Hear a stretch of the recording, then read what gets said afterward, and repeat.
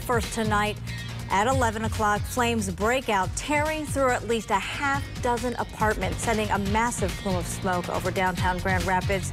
Look at this drone video sent to us from a viewer. You can see the flames spread throughout the entire building. That's amazing. Yeah, great vantage point of this fire. This is happening on 4th Street Northwest. It's right across the street from St. Adalbert's Basilica.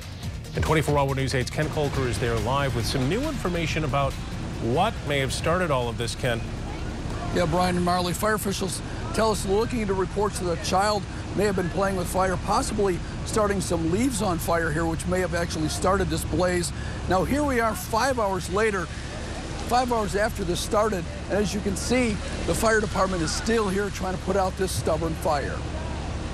I'm glad people care, you know.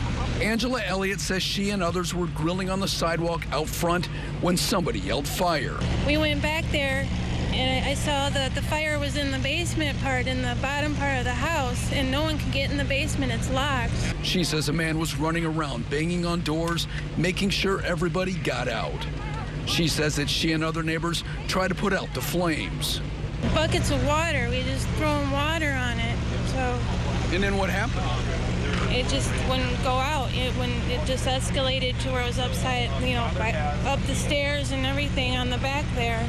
Everybody got out safely, but the building is a total loss. Smoke nearly covered the church and shrouded much of the west side.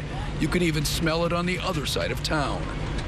Tonight, the American Red Cross was helping families. That fire left Angela Elliott, her son Simon, and their dog Hershey with no place to stay. It also left Simon with no shoes. That is, until a stranger approached. Oh, she's getting some shoes right now? Yeah. Tennis shoes for her son and cash for mom. Okay. Thank you. Sorry. She had stopped after seeing the smoke. Why'd you just do this?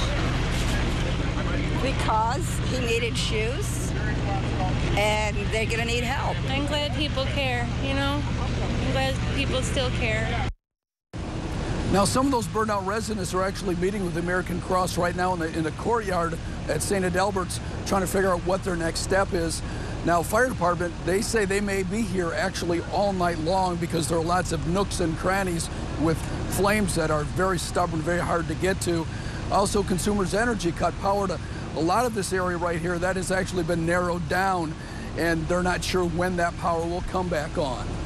Live in Grand Rapids, Ken Kolker, 24-hour News 8. And Ken, real quickly, do we have an idea of how many families were displaced because of this fire? It's hard to say. There were about a half a dozen apartments there. It looks like most of them were occupied. There are a number of people in that courtyard right now. Like I said, meeting with the Red Cross, trying to figure out, where they're going to be going. Yeah. All right, Ken, thank you for that live report tonight.